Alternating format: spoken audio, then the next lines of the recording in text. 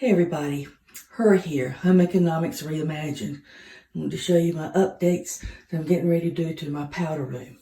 Okay, I have changed the mirror already, and I found that little flower pot I put in there. I need some other little things to put in there. Okay, the sconces are going to be changed. How do you like those?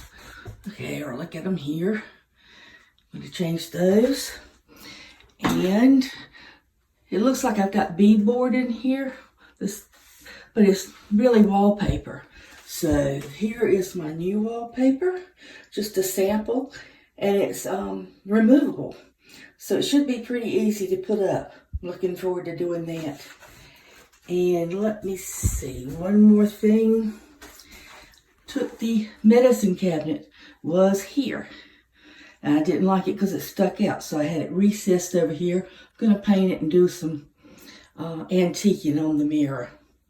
That's it.